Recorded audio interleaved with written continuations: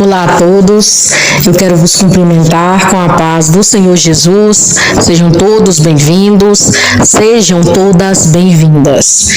E a mensagem oficial de hoje terá por título: Porque o amor de Cristo nos constrange. Então vamos começar fazendo aqui a nossa leitura bíblica de hoje, que está localizada no livro de 2 de Coríntios, capítulo de número 5, versículo 14 e o 15, que diz assim: Pois o amor de Cristo nos constrange, porque estamos convencidos de que um morreu por todos, logo todos morreram.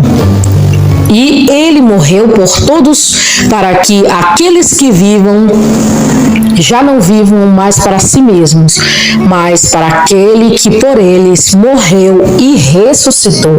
No vídeo passado eu falei sobre os 3 amores, e hoje eu irei estar falando aqui sobre o amor de Cristo e por que ele nos constrange.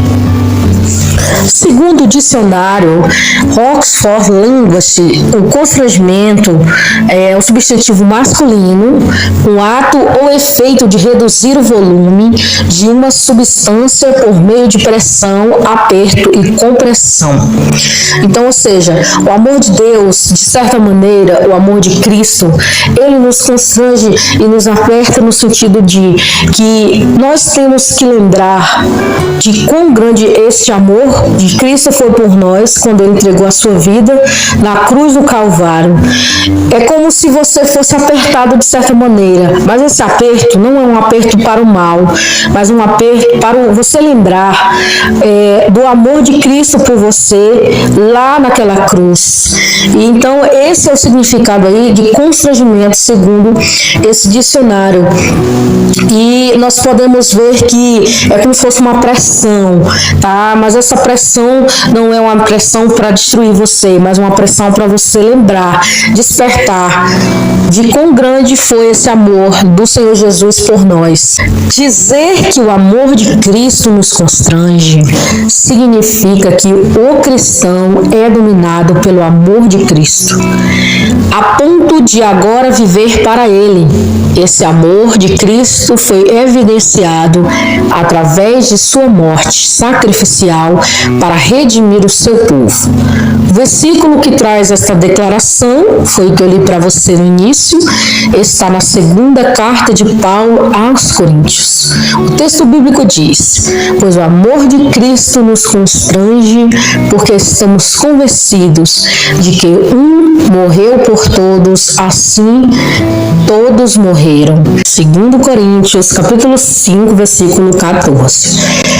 Vamos estudar porque este amor nos constrange. Você vai descobrir agora. A profundidade do seu significado diz muito sobre quem nós éramos e quem somos agora por causa do amor de Cristo. O apóstolo Paulo escreveu essas palavras ao falar de suas motivações para pregar o evangelho genuíno.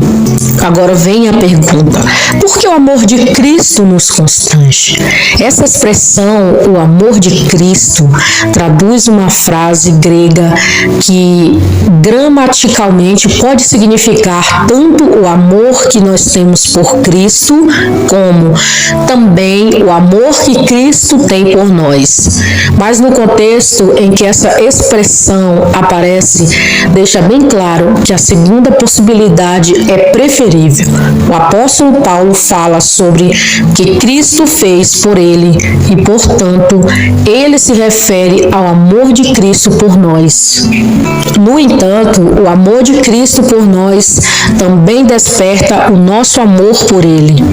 O apóstolo João escreve assim: Nós o amamos porque ele nos amou primeiro. 1 João, capítulo 4, versículo 19.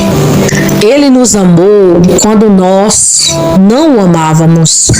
Mais do que isso, ele nos amou quando nós não merecíamos ser amados por ninguém. Mesmo assim, esse amor tem a sua origem de Deus. e foi evidenciado na morte de Cristo, que trouxe redenção aos pecadores desprezíveis como nós. Romanos 5, 6 e 10.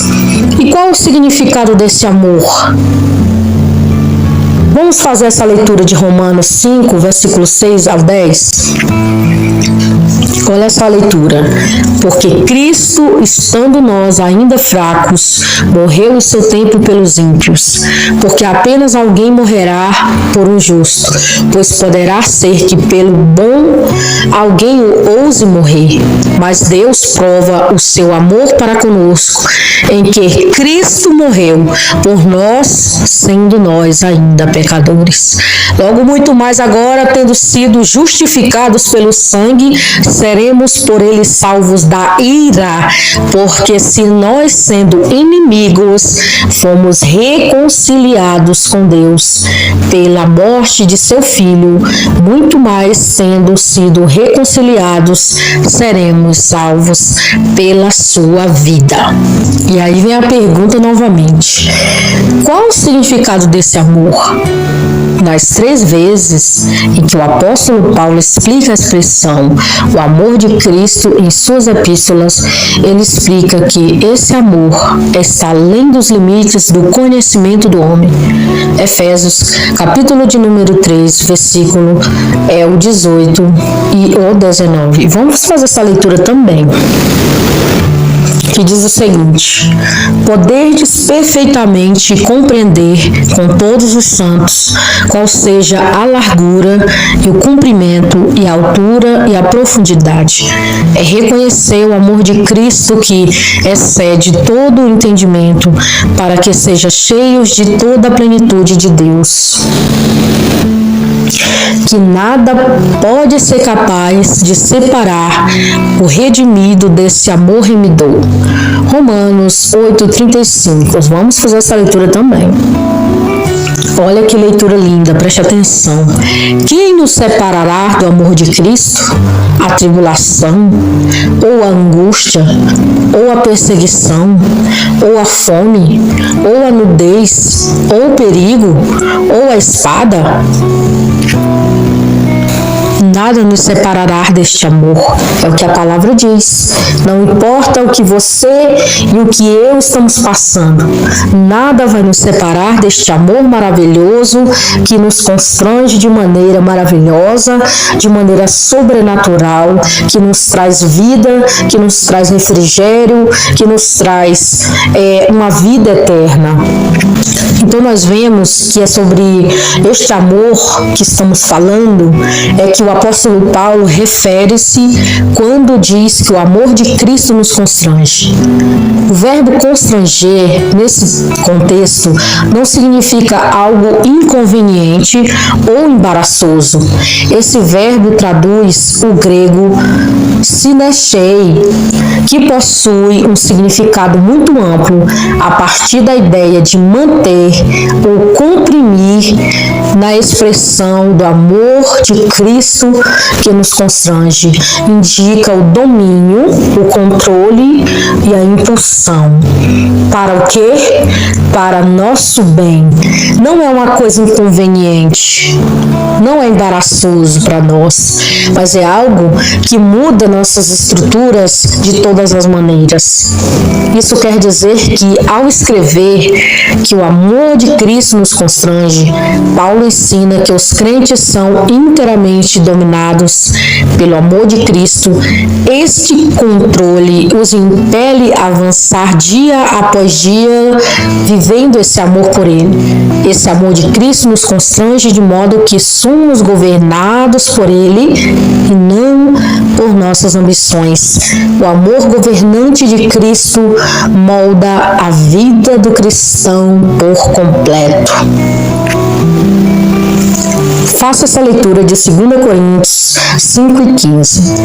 Agora vamos para o amor de Cristo trouxe redenção. O mesmo apóstolo Paulo escreve porque o amor de Cristo nos constrange. Ele escreve porque estamos convencidos de que um morreu por todos, assim como todos morreram. Em outras palavras, Paulo diz que os cristãos não podem resistir ao amor de Cristo por eles, porque esse amor é sacrificial, um substantivo expiatório. Agora, eu te faço uma pergunta aqui. Você que está ouvindo aí nesse momento, por que você muitas vezes resiste à voz de Deus? Por que muitas vezes você resiste ao Espírito Santo? Você resiste a este amor, que é um amor que vem para mudar a sua vida em todas as maneiras. Eu estou falando aqui de maneira geral, porque muitas das vezes Deus está falando conosco e nós estamos resistindo à voz de Deus. E a palavra diz: não resistir ao Espírito Santo, não resistir ao Espírito de Deus. Então o Senhor está falando com você. Não resista este amor, não resista este amor que tem dado para você de uma forma maravilhosa, porque Jesus entregou a sua vida na cruz por amor de você, por amor de mim. Então o que Deus está falando neste momento: não resista, não resista mais, entregue-se completamente a este amor, o amor de Cristo, que vai te inundar, que vai te preencher o que está faltando na tua vida. O que está faltando na sua vida é você receber a Jesus este amor, para que a sua alma possa ser saciada, para que a sua alma possa ser alimentada e principalmente você ser um salvo em Cristo Jesus e participar aí dessas maravilhas que Deus tem preparado para nós. Olha um exemplo muito grande do amor de Deus pelo ser humano. Nós vemos aí o próprio apóstolo Paulo. Ele tinha sido um inimigo do Evangelho, um perseguidor de Cristo, de seu povo. Mesmo assim, Cristo, a quem ele perseguia, morreu por ele na cruz. E a preposição por trás do grego, hyper, significa um benefício de, então, em referência à morte de Cristo. Então, o apóstolo Paulo foi alcançado por este amor incondicional, este amor de Cristo que nos constrange. Então, dizer que Cristo morreu por nós é o mesmo que dizer que Cristo morreu em nosso lugar. Ele tomou o nosso lugar ante a justiça de Deus e nos substituiu como alvo da sua ira divina. Ou seja, nós estávamos destinados a irmos para o fogo eterno, mas Deus, o Senhor, enviou o seu Filho Jesus para salvar a humanidade dos seus pecados, porque o homem caiu lá no início, lá no Éden, e ele mandou Jesus para salvar todos nós, enviando ele para trazer de volta aquilo que foi perdido. Então isso explica porque, ao olhar para esse quadro da obra da redenção, Paulo sinceramente declarou: o amor de Cristo nos constrange. Mas o apóstolo Paulo não para por aqui. Na sequência, ele ainda diz que Cristo morreu por todos aqueles, e morreu por nós. O amor de Cristo é revelado em sua morte. É suficiente para o mundo inteiro, mas se estende apenas àqueles que creem nele. João 3,16, Porque Deus amou o mundo de tal maneira que deu seu Filho unigênito, para que todo aquele que nele crer não pereça, mas tenha a vida eterna. Não somente aos que creem em Cristo, que se apropriam de sua morte para a vida, unidos com Cristo, em sua morte e ressurreição, os cristãos recebem vida ao serem reconciliados com Deus. Você prestou atenção a esse detalhe? Quando você aceita Jesus como Salvador, você que ainda não entregou a sua vida a Ele, você sai da morte para a vida. Você é reconciliado novamente com Deus para que você tenha a vida que Ele preparou para você. Você sai da morte para a vida, para que a maldição da morte seja removida da sua vida, porque Deus te reconciliou novamente, com Ele. Vou trazer rapidinho para você uma ilustração. Quando você não está falando com alguém, que vocês sentam e conversam e vocês se reconciliam, o que significa aquele ato, aquela situação naquele momento? Significa que você não estava sendo amigo daquela pessoa, você estava sendo inimigo de certa maneira, porque você não estava falando. Só que quando você se reconcilia, você novamente traz de volta a amizade, vocês se perdoam e vocês se tornam novamente amigos. Falando de reconciliação, no caso aqui, a reconciliação com Deus é uma coisa verdadeira e genuína, porque às vezes muitas pessoas se reconciliam da boca para fora, não se reconciliam de verdade, mas quando você se reconcilia com Deus, você verdadeiramente recebe o perdão de Deus. E quando você se reconcilia com alguém, você tem que voltar à amizade, mesmo que não seja a mesma, mas tem que ser genuíno e verdadeiro, como Deus nos quer reconciliados com Ele.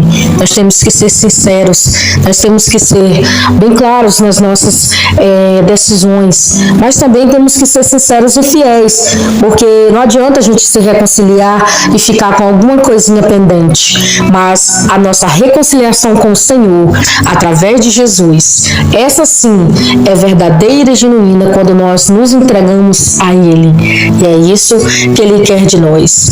Então esse grandioso amor que veio sobre nós, basta-nos e resta-nos a nos entregar. Basta nós nos rendermos. Se renda ao amor de Deus, porque você não vai se arrepender deste amor verdadeiro, que é o amor de Cristo, que nos constrange de maneira maravilhosa, de maneira que vai trazer vida para a tua vida, e que você possa dizer: sim, Senhor, eu te recebo como único e suficiente Salvador de minha vida. Eu entrego a minha vida nas tuas mãos, eu me dedico a ti a partir de agora. Repita essas palavras: Senhor Jesus, eu me entrego nas tuas mãos, perdoa os meus pecados, escreve o meu nome no livro da vida. Senhor, eu me entrego, eu me rendo diante de ti, seja o meu Senhor e seja o meu Deus. Que Deus irá fazer uma grande obra na tua vida. O fardo será quebrado desse peso que está nas tuas costas, é o peso do pecado, sendo destronado pelo amor de Cristo que nos constrange. Que Deus abençoe sua vida e receba este amor de Jesus. Um abraço.